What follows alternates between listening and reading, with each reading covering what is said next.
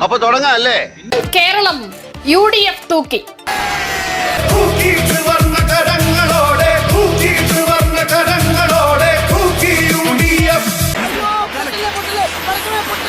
The invincible UDF, the fantastic UDF, the magnificent UDF, that UDF is coming back. UDF-ന്റെ ക്യാമ്പിൽ വലിയ തേരോട്ടം, ആഹ്ലാദം, ആനന്ദം, ഉന്മാദം, ആവേശം.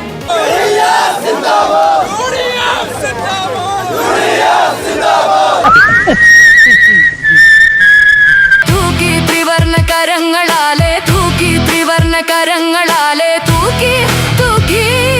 കേരളത്തിൽ UDF തരംഗമാണ്. കേരളത്തിൽ UDF തരംഗമാണ്. ആന്റി പിണറായി വേവാണ്. ആന്റി സർക്കാർ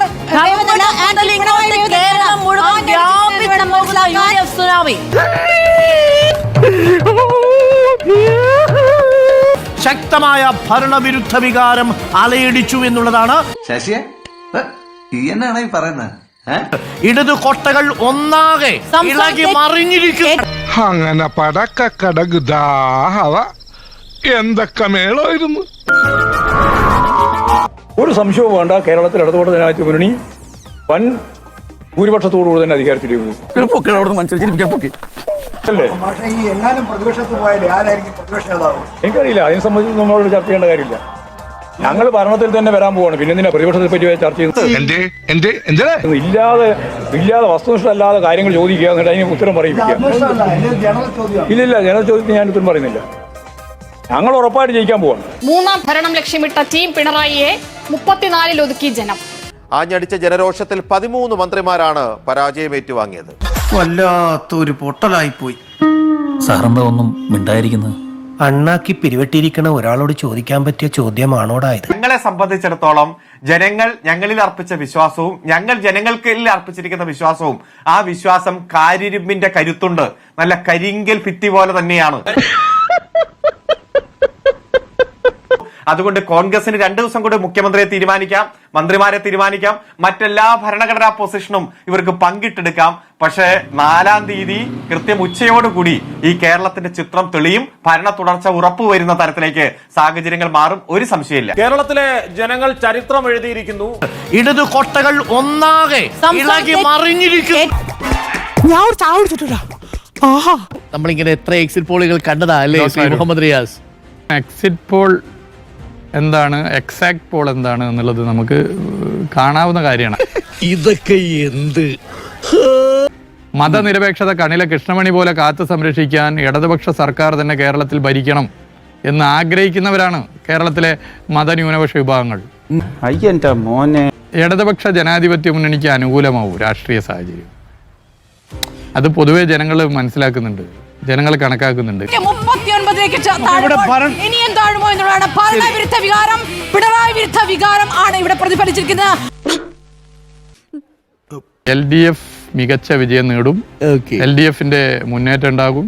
ഇന്നലെ പറഞ്ഞ പല എക്സിറ്റ് പോളുകളിലെ കാരണങ്ങളൊക്കെ തന്നെ അത് 4-ാം തീയതി അത് തെറ്റാണ് എന്ന് നമുക്ക് കാണാൻ വേണ്ടി സാധിക്കും. കേരളത്തിൽ UDF തരംഗമാണ്. കേരളത്തിൽ UDF തരംഗമാണ്. ആന്റി പിണറായി വേവാണ്. ആന്റി സർക്കാർ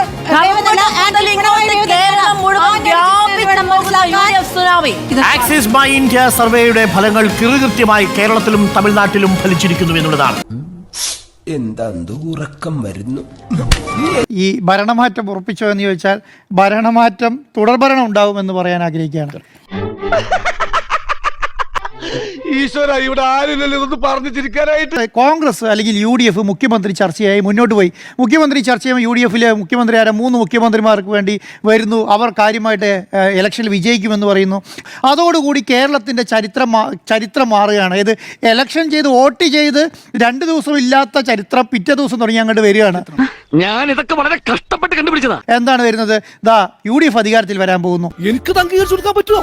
29-ാം തീയതി വൈകുന്നേരം വന്നിട്ട് എക്സിറ്റ് പോൾ പ്രഖ്യാപിക്കുമ്പോൾ എല്ലാം ഈ ട്രെൻഡിന്റെ ഭാഗമായി UDF എവിടെ മുഖ്യമന്ത്രി ചർച്ച നടത്തിക്കൊണ്ടിരിക്കുകയാണ്. അപ്പോൾ വന്നിട്ട് മുഖ്യമന്ത്രി UDF-ന് അധികാരം കിട്ടില്ല എന്ന് പറഞ്ഞാൽ എന്തായിരിക്കും അവസ്ഥ? ആരാണ് എക്സിറ്റ് പോൾ നടത്തുന്നത്? കേരളത്തിലെ മാധ്യമങ്ങളല്ലേ? പിന്നെ ഡൽഹിയിലും ബോംബെയിലും ഹരിയാനയിലും ഗുജറാത്തിലും ഇരിക്കുന്ന ആൾക്കാരാണ് എക്സിറ്റ് പോൾ നടത്തുന്നത്. അതിനൊന്നും ഇല്ലേ? ഇതൊക്കെ നമ്മൾ വിശ്വസിച്ചിട്ട് ഇവിടെ കേരളത്തിൽ UDF അധികാരത്തിൽ വരണം എന്ന് പറഞ്ഞാൽ അത് വിശ്വസിക്കാൻ തൽക്കാലം സൗകര്യമില്ല എന്നുള്ളതാണ് ഏറ്റവും പ്രധാനപ്പെട്ട കാര്യം. നമ്മൾ ഈ പറയുന്നത് പോലെ ആരെങ്കിലും എന്തെങ്കിലും പറയുന്നത് കേട്ടിട്ട് അത് വിശ്വസിച്ചിട്ട് ഇതാണ് കേരളത്തിൽ നടക്കാൻ പോകുന്നതെന്നും ഇതാണ് കേരളത്തിലെ അവസ്ഥ എന്ന് പറഞ്ഞിട്ട് എനിക്ക് വന്ന സസ്പെൻഷൻ ഓർഡർ മേശപ്പുറത്തിരുന്നോട്ടെ, അടുത്ത സർക്കാർ വരുമ്പോൾ അത് ഞാൻ പോക്കറ്റിൽ കുത്തിക്കൊണ്ട് നടക്കും എന്ന് പറയുന്നത് കേട്ട് വിശ്വസിച്ചിട്ട് ഇതാണ് കേരളത്തിൽ നടക്കാൻ പോകുന്നതെന്ന് പറയുന്നത് കേൾക്കാൻ ഒരു ഉദ്ദേശമില്ല.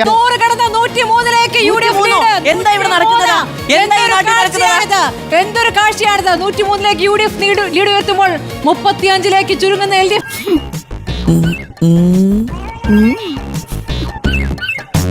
ഞങ്ങളുടെ ആത്മവിശ്വാസം ഇരട്ടിയായി വരുന്നു. ഇവർ പറയുന്ന വെല്ലുവിളി സ്വീകരിക്കുകയാണ്. മറ്റന്നാൾ നമുക്ക് ഇരിക്കാം, ഉച്ചയ്ക്ക് മുമ്പോ ഉച്ചയ്ക്ക് ശേഷമോ ഇരിക്കാം.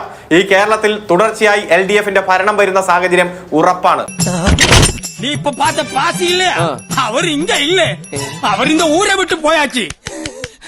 ഞങ്ങൾ ഭരിക്കാനുള്ള മികച്ച ഭൂരിപക്ഷത്തോടെ, ഒരു തരത്തിലും പ്രതിസന്ധിയില്ലാതെ ഭരിക്കാൻ കഴിയുന്ന ഭൂരിപക്ഷത്തോടെ കേരളത്തിൽ അധികാരത്തിൽ തുടരും എന്നതിൽ യാതൊരു സംശയമില്ല. ഞങ്ങൾക്ക് പൂർണ്ണമായിട്ടുള്ള ആത്മവിശ്വാസം ഈ വിഷയത്തിലുണ്ട്. എന്തായിരിക്കും നാളെ കേരളത്തിൽ സംഭവിക്കുക?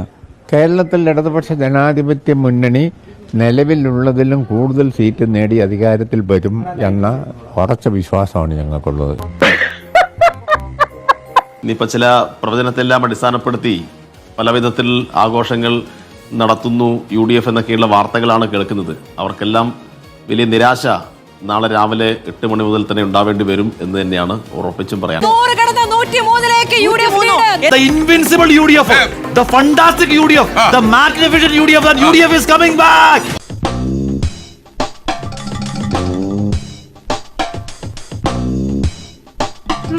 റിസൾട്ടിനെ സംബന്ധിക്കുന്ന വിഷയങ്ങളിൽ ഇടതുപക്ഷത്തെ സംബന്ധിച്ച് ഞങ്ങൾ പ്രതീക്ഷിക്കുന്നത്, ഞങ്ങൾ കഴിഞ്ഞ 10 വർഷം 5 വർഷത്തെ ഭരണം കഴിഞ്ഞപ്പോൾ നിങ്ങൾ ആരെങ്കിലും സമ്മതിച്ചു തന്നിരുന്നോ ഞങ്ങൾ രണ്ടാമത് അധികാരത്തിൽ വരുമെന്ന്?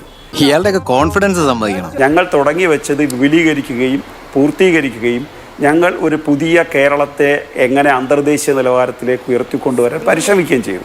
ആ ആത്മവിശ്വാസവും ആത്മബലവും ഞങ്ങൾക്ക് സമ്മാനിച്ചിട്ടുള്ളത് ഞങ്ങൾക്ക് തുടർഭരണം ലഭിക്കുമെന്നുള്ളത്. ഞങ്ങൾ ആത്മവിശ്വാസത്തോടു കൂടെ പറയുന്നത്, ഞങ്ങൾ ജനങ്ങൾക്ക് മുമ്പിൽ സമർപ്പിച്ച വിവിധ കാര്യങ്ങളിൽ തെരഞ്ഞെടുപ്പ് സംബന്ധമായി 2021 സമർപ്പിച്ച വാഗ്ദത്ത രേഖയുണ്ട്, തെരഞ്ഞെടുപ്പ് മാനിഫെസ്റ്റോ ഉണ്ട്.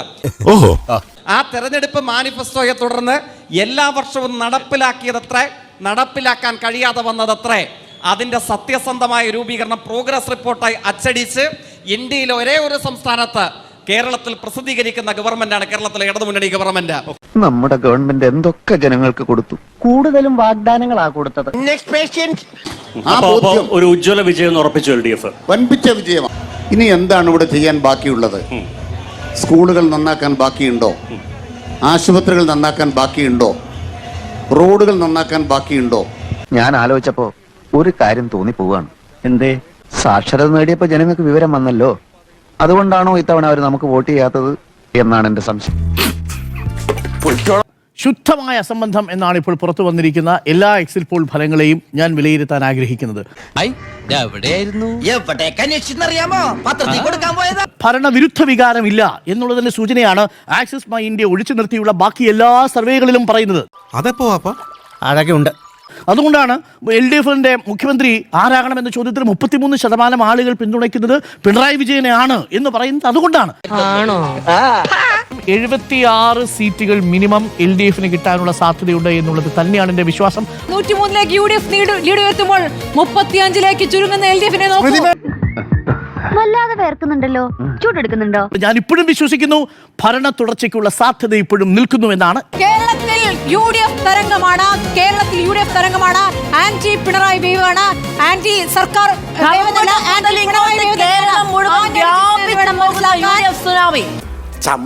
ഒരു തവണ ചക്കയിട്ടപ്പോൾ മൊയില് ചത്തുന്ന് വെച്ച് എപ്പോഴും അങ്ങനെ മൊയില് ചാടി. നിങ്ങളുടെ ഈ കരിങ്കാലി സതീശൻ കഞ്ഞിക്കുഴിയുടെ ഈ ആദർശം ഉണ്ടല്ലോ, സതീശൻ കഞ്ഞിക്കുഴിയുടെ സംസ്കാരം, അത് ജനങ്ങൾ ആണിയടിക്കും. അവസാനത്തെ ആടി കാത്തിരുന്ന് കണ്ടോളൂ. 103-ലേക്ക് UDF ലീഡ് ഉയർത്തുമ്പോൾ 35-ലേക്ക് ചുരുങ്ങുന്ന LDF.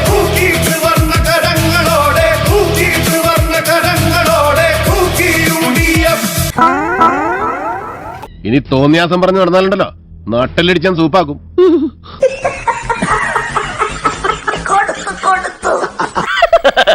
തൽക്കാലം ഇത്രയും മതി. വരട്ടെ.